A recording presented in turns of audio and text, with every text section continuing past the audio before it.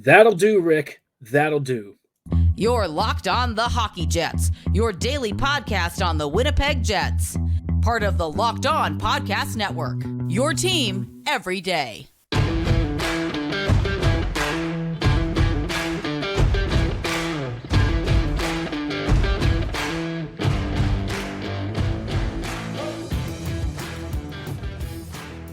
Good evening, friends, and welcome to tonight's episode of Locked On Winnipeg Jets, part of the Locked On Podcast Network, your team every day. I'm your host, Harrison Lee, an avid Winnipeg Jets fan and an online blogger. You can follow me on Twitter at HLivingLoco and at LO_Winnipeg Jets. Thanks for making Locked On Jets your first listen of the day every day. If you like what you're hearing, be sure to like, follow, and subscribe on all of your favorite podcasting platforms and YouTube. Doing so, of course, is always free of charge and ensures you never miss another episode. Most of all, though, we just love and appreciate your support. On tonight's episode, Bones finally did it. He finally stuck to a lineup that we've all been asking for, but thanks to a late illness to Tyler Toffoli, the Jets not only found a working first-line combo that, while it didn't quite pop in this game, definitely showed flashes, he also might have happened to stumble upon another top line for the Jets, that of Connor, Perfetti, and Monahan. We'll talk about that team's performance and how the Jets did against the LA Kings in a massive, rousing victory that I think restored a lot of confidence for Jets fans who have been feeling the sting of some recent performances. But before we go any further, just wanted to let you know tonight's episode is brought to you by FanDuel.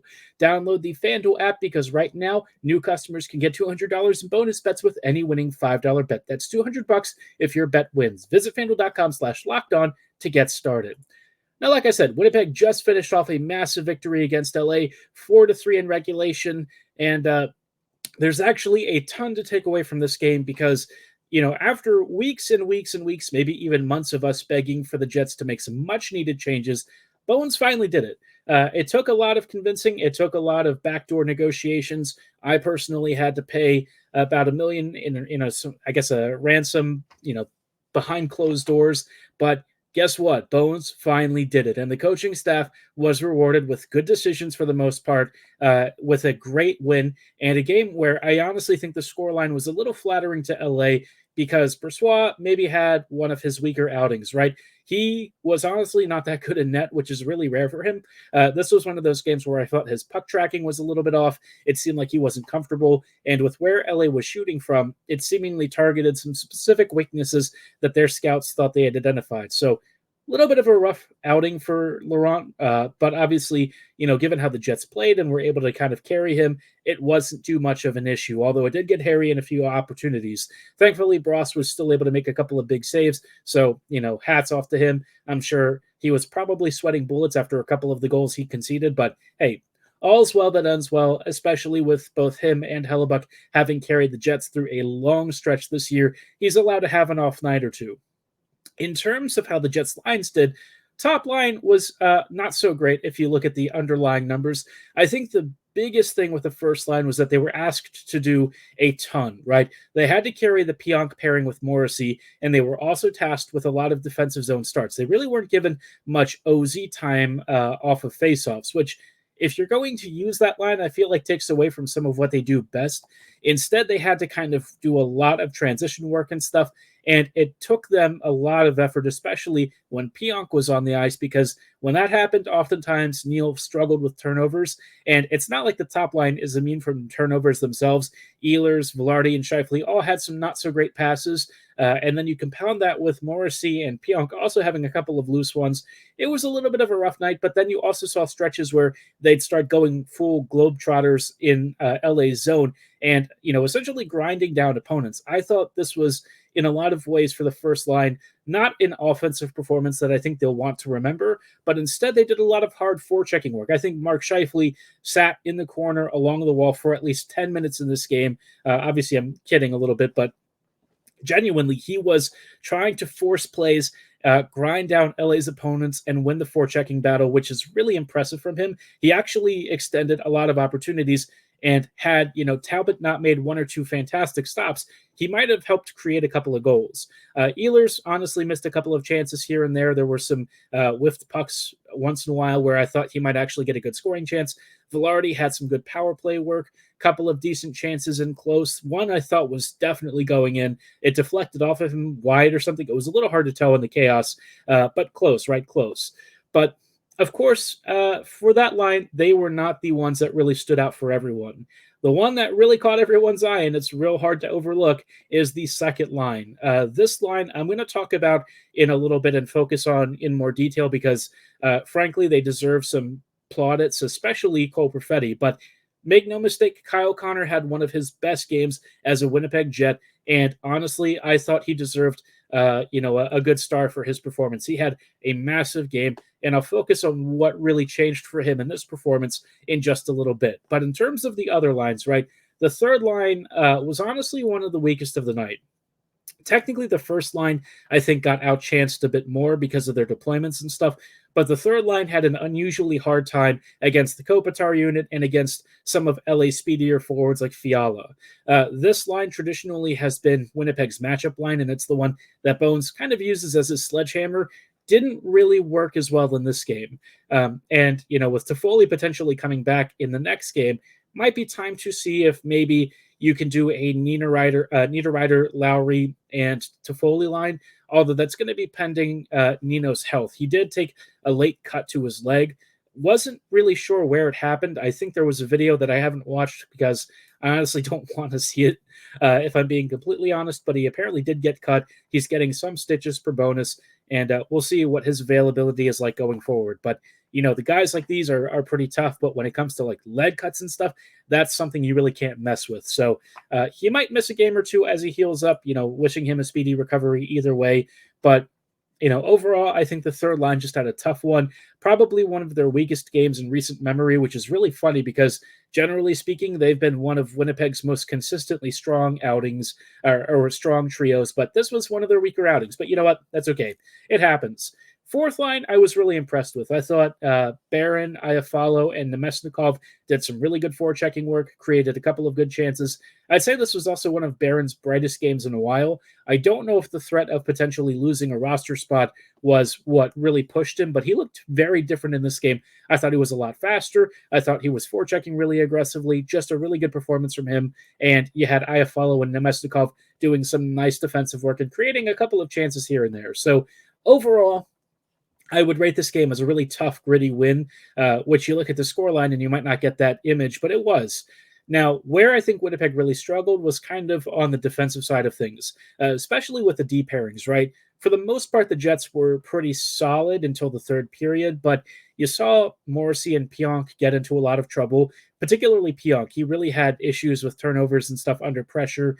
And then the other D pairings, they were just really slow. I think, Sandberg and DeMello and Schmidt and Dylan just, they didn't have enough foot speed altogether. And whether you mixed and matched them at different times, it doesn't really change that. I think the puck moving ability for those guys was definitely lacking. And I'd probably look to change the D pairings up a little bit, which I'll talk about later in the episode, because I think there's some value in also bringing Colin Miller back into the equation and maybe rejiggering something. I saw Garrett Hull respond to somebody else who had some suggested D pairings. And I think given what we've seen, this might be a pretty good arrangement to get Winnipeg's blue line back to where it should be. But overall, right, in terms of what I'm looking for from this game, big positive. Instead of like the moral victories of previous games, I think this is one that you can genuinely be excited about because not only did the Jets win, but you also had them making much needed changes to the top six, and they might have just found two elite top lines. So we'll talk about the second line in particular and why that is as exciting as I'm making it sound. But before we go any further, I do want to shout out our friends and partners at FanDuel. The sports calendar is loaded, and FanDuel is making it even more exciting to get in on the action. There's March Madness. You've got the NHL playoffs coming up. The NBA is still rolling along. Baseball is here. It's a good time if you enjoy anything, right? If you're a big sports fan, this is the best time to be alive. You've even got auto racing for those of you who are really into it. Also just found out the college rodeo finals are apparently coming up, which you might not imagine is covered by FanDuel, but they've got all sorts of sports under one umbrella. And if you're a new customer, this is a really good time for you to get in on the action because right now new customers get $200 in bonus bets with any winning $5 bet. That's $200 you can use to bet on the tourney, MLB, NBA, NHL, and so many other fabulous sports. So visit FanDuel.com/lockedon right now and make your first bet a big win. FanDuel, America's #1 sportsbook. Hello, friends. Welcome back to this episode of Locked On Winnipeg Jets, part of the Locked On Podcast Network, your team every day. Everydayers, thank you so much for rejoining us on tonight's episode as we are just recapping a huge LA loss to the fabulous Winnipeg Jets, the reconfigured Winnipeg Jets lines that we've been asking for a while. But amidst all of that, there was one line that kind of popped out of nowhere, one that I don't think any of us were actually expecting because it wasn't supposed to happen anyways. Tyler Toffoli, of course, missed this game, unfortunately. He was ill, which, we're hoping for a speedy recovery from him because when he's rolling, he's a really big contributor for this team. And, with his absence, in stepped Cole Perfetti onto the second line. And I don't think that anyone thought this would be a trio, but Perfetti, Connor, and Monahan might just be Winnipeg's second elite line. This trio absolutely went off. And I'm talking mega performance, especially in a game where the top line wasn't quite able to generate as much pressure. The second line was really able to offer that tertiary scoring that the Jets desperately needed. And holy crap, did Cole Perfetti have a game for the ages. I'll get to that in just a moment. Before then, just wanted to shout out something really cool that the Locked On Network is doing. For those of you who listen to Fox Sports or ESPN on your TV all day, maybe you want something that doesn't have as much shouting. You should switch to Locked On Sports Today, a free 24/7 sports streaming channel programmed for you every day to bring you the biggest stories without all the screaming. Locked On Sports Today brings you can't-miss analysis, opinions, and news streaming 24/7 on YouTube or on the free Amazon Fire TV channels app. Follow Locked On Sports Today, part of the Locked On Sports and Locked On Podcast Network, your team every day. Now, circling back to the second line, I have really focused in on Cole Perfetti because, well, first off, he was Winnipeg's best player on the night in a game that will not really be one for him to ever forget. It was a dominant performance. I just said that really awkwardly. Let me just say he kicked a ton of butt. I'm not allowed to swear on this podcast, but you know what word I probably was thinking of. He was a monster, and he actually was so hyped that he dropped an F-bomb in the middle of an interview, which was really funny. I know some people are going to look at the salty language and be like, oh, kids are watching, but I think Cole was just hyped up after scoring his first goal of the night, which was a great little tap-in. He recognized that there was chaos around the crease. He went to the net. He found a loose puck, and guess what? He deposited it. And this was off of some really great forechecking and passing from Kyle Connor and Sean Monahan. Perfetti took advantage of that after also kind of bobbing and weaving in between those guys and cutting through some Kings defenders, but it wasn't his only good participation on the night. In general, this line absolutely popped off, and Perfetti was a huge part of that. His second point came off of a beautiful pass on a nice zone, offensive zone push from this line. It found Josh Morrissey trailing in the slot, and there wasn't a lot of space for Perfetti to even make this pass, but he hit one of those really beautiful trailing diagonals. Morrissey didn't miss and made it a 3-3 game. And then Perfetti, as if he couldn't possibly have a better night, decided, well, you know what? I might as well just win the game. At the tail end of a power play, right as it was changing over to regulation, maybe just a second back, or not regulation, to even strength, maybe right as the power play expired, Pionk found Perfetti for yet another even strength point. This one, a phenomenal peach of a snipe. You could hear it ping off the crossbar and in, maybe off of one of the posts. It was a fabulous goal and really just cemented what was a monster evening from Perfetti in the second line. Now, I focused a lot on Perfetti, but make no mistake, Monahan and Connor absolutely deserve a ton of praise. And I'm specifically going to focus here on Kyle Connor because this was one of his most engaged games that I've seen from him ever. We've seen him this year since his injury look really slow and afraid to go in the corners. That was not even remotely the case in this game. Connor was everywhere. And look, I'm going to be honest, he did have some turnovers, but you know what? I think you can absolutely overlook that given how good the rest of his performance was. This is the kind of stuff that I've been really hoping he'd be able to do, especially with kind of like the same Ehlers profile, right? He's got a lot of the same on paper passing skills and skating and edge work, but whether he's been able to use it or not has kind of been a different story. This game, though, he had every tool in his arsenal absolutely firing on all cylinders. His passing was sick. His spatial awareness and navigation was excellent, and he set up some phenomenal plays that led to him having, I believe, a 3-point night, which was pretty darn awesome. Honestly, he deserved a goal. I really feel like he had a fantastic performance, and what I really loved seeing from him was that he was also willing to physically engage. He was grinding it out on the walls. He was, like jostling in the corners and really trying to force his way into this game in a way that he really hasn't in many seasons. So hats off to Connor. If this is what we're going to get from him going forward, especially on this line, do not break it up. I am begging you, do not break up this line. The Jets might be in business. This was a phenomenal performance from these three, and I really feel like Perfetti kind of came into his own, and Monahan even added himself a nice little tipped goal, a phenomenal tip, I've got to say. It was from a sharp angle Morrissey shot, and I don't even know how Monahan even found this tip. I'm not even sure if he was quite looking for it, but somehow he squeezed it right between Talbot's pads and redirected it. A fantastic goal, just like the perfect cap on what was a really fun evening. And guess what? Pierre-Luc Dubois did not have any points. So overall, a really good performance. But like I said, there were some like little nitpicks. I would say that they're not quite little in the sense that they do have some bigger implications for the rest of the season. Obviously, there's not a lot of time left, but the Jets are still cruising for the playoffs. And they're just 1 or 2 points away from clinching, depending on what happens with the next St. Louis and Minnesota games. But, the Jets' playoff run is upon us, and this is probably the time when the Jets really need to bear down, finalize these last, lineup adjustments, come up with your final, tweaks. I don't even know if you can call it that, because this wasn't a tweak. This was a complete overhaul, and it did pay off dividends. So, zero complaints there. Very happy. Big game. And I think not only the team needed it, but the fan base did too. I think a lot of us were probably a little angsty. And this was a game that the Jets can look back on very fondly. The next game is going to be against the Calgary Flames, which is a nice little let off after what was a very intense and very physical and very fast game against the Kings. Funny enough, I probably saw maybe like 10 different penalties in this game, and only one of them really got called. So, yeah, they let the boys play, and Winnipeg somehow came out the better for it in a very, very fun evening. Big game, hopefully enough to restore confidence. But like I said, there was one particular point of issue that I think is going to be a recurring thing if it stays, and there are ways to mitigate it, but I think you should just look at perhaps reorganizing the blue line. And we'll talk about how the Jets can do that internally in just a moment.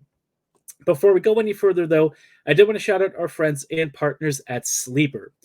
We're almost to the end of the season, and the Winnipeg Jets have gone through big winning streaks, some big losing streaks. Things have been a little up and down, but the Jets are still in a pretty good playoff spot. Regardless of where we are in the current standings, though, I want to remind you that you could win big by playing daily fantasy hockey on Sleeper, the official daily fantasy app of the Locked On NHL Network. Sleeper is our number one choice for daily fantasy sports, and especially hockey, because with Sleeper, you could win 100 times your cash in daily fantasy hockey contests. For those of you who are stats nerds and love following all of your favorite players, this is a great chance to put your money where your mouth is and make your knowledge work for you.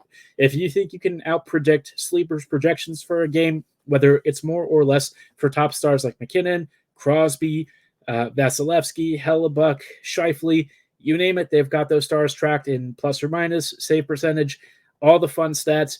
If you get 8 of those stats categories correct, again, whether it's more or less than Sleeper's projections, you could win 100 times your bet. That's 8 stats categories correctly picked for a given game for a win of 100 times your bet. So start paying attention and nail your picks so you can start winning big.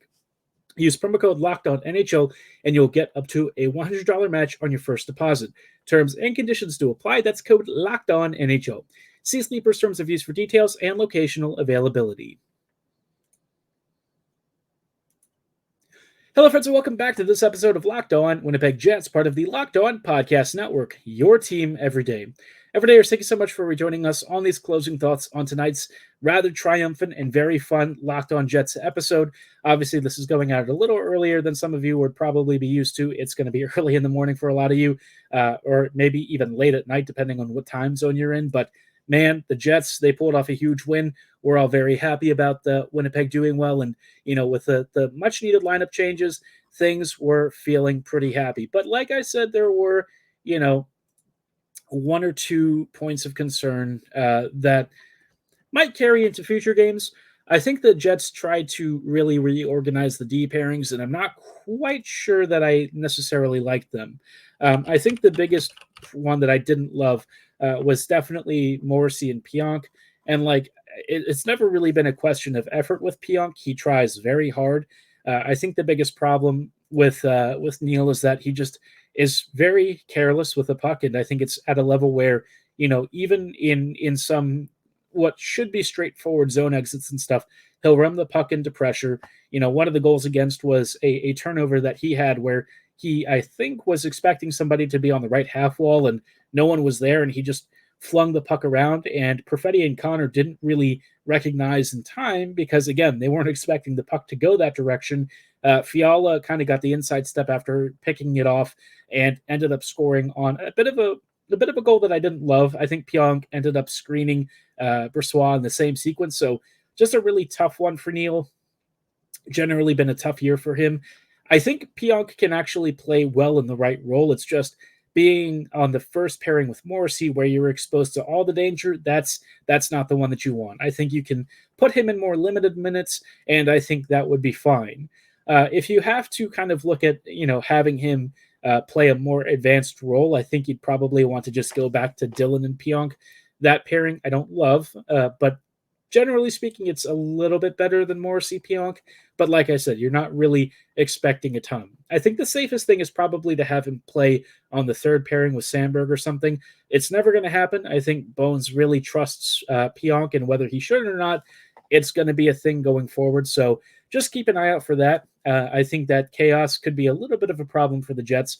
But, every team has at least one or two of these kinds of defenders. So I guess the question is, can you outscore and get some superior goaltending to cover those mistakes? And, well, we'll see how that goes. How I would prefer to arrange this is I think you just go back to Morrissey DeMello, and then I saw a suggestion of Dylan and Miller. I think that could work well. You've got Colin, who's a big, booming right-handed shot, and he's generally good in possession with the puck, and, he's mobile enough to get back on counters and stuff to try and shut down rush chances. Is he defensively, lockdown? No. That's not really the kind of player that he is, but he's a competent second-pairing right-handed D, and I think he'd be, a decent move to maybe try and help Pionk out and alleviate some of that stress. On the third pairing, you can have Sandberg and Schmidt, or Sandberg and Pionk. I don't really care which. I think in those minutes, that pairing would do fine enough, especially if the first two pairings kind of eat a lot of the tough matchups. Let Sandberg and one of Schmidt or Pionk sort of eat the softer ones. Things will be fine, and you'll look a little more balanced. I think it also helps Winnipeg with some balance on the puck-moving side of things, because you saw in this game, right, the lack of foot speed on the back end was probably what set up most of LA's best chances. The Sandberg and DeMello pairing had a couple of scary moments where somebody maybe had a slightly loose read or a loose pass because they weren't really on the same page, having only just practiced together recently. I think they were still trying to generate chemistry, but neither of those guys is super quick on the back check, and I think that created some rush chances and stuff that put the Jets in a little bit of a tight spot. The same could be said for the third pairing of Dylan and Schmidt. Schmidt was especially rough.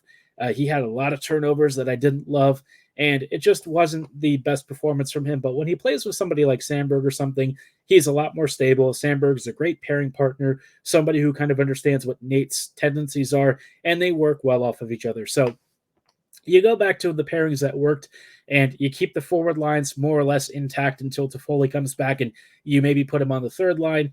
I think you've got a phenomenal team coming into the exact time that they need to start heating up. Now, obviously, things are prone to change, and maybe Bones goes back to some line combos that we don't want to see. But I think, if he was willing to stick with it for this game, and the Jets ended up winning in pretty good fashion, generally speaking. Ignore the scoreline. I don't think it was quite as reflective of the performance. stick with it, commit to it, maybe make a tweak or two on the back end, and I think you will see some big results. I do think that he's going to keep Morrissey and Pionk together because, well, they won, and he'll probably use that as his biggest evidence. But in terms of what you should change, that's really it. You knock back Pionk's minutes. Honestly, do whatever else with the D pairings. I don't care. Just try and keep them generally to what you had before, and I think you would do a lot better to relieve some of that pressure. But obviously the Jets have the big game coming up against the Flames. It could be one of their big clinchers, depending on how the other teams do. But for Winnipeg overall, yeah, I think you got to be happy with this win. I think it was exactly what the Jets needed. I think it's exactly what we as the fans needed, and I'm pretty happy with it overall. So let's hope these changes continue. Winnipeg is about to hit a very tough central swing after this Flames game. They've got Minnesota, Nashville, Dallas, and Colorado all on the road. So whatever we're thinking of this team, whatever we imagine this squad to be, they're about to get one of the biggest tests of the season with this huge road trip. And you know what? Maybe it's not going to go that well. Maybe this will be what starts to convince us of Winnipeg's playoff quality. We're going to find out either way. Given how the Jets played tonight, though, I'm feeling a lot better about it than I did a couple of weeks ago. Ever since that game against the Rangers, it's just been some pretty crappy hockey. But now things feel a lot better. I think this was a game where the Jets won in the right way. They won against a quality opponent, and it makes you feel slightly better that the coaching staff has maybe learned a couple of really big lessons about how this team plays when you promote the right players. Perfetti, look, he did get in by accident, but you know what? Now that you know he's elite on that second line, maybe just leave him up there and see if you can make 3 really good lines. We'll see what happens, but color me cautiously optimistic. I'm curious to know how you feel about this game, though. Were you happy with the changes? Are you looking forward to the coaching staff keeping it? Would you make the same adjustments to the defense, or would you change some other things? How did you feel about the first line? Did you like their forechecking work, or do you think that they still needed to offer a little more offense? Drop your thoughts and comments below or at my social medias at HL Living Loco and at LO_Winnipeg Jets. For tonight's episode, though, that is going to be all the time that we have. I thank you so much for making Locked On Jets your first listen of the day every day. We'll see you back here tomorrow with even more Winnipeg Jets coverage, so don't go anywhere. Have a great night, and as always, go Jets go.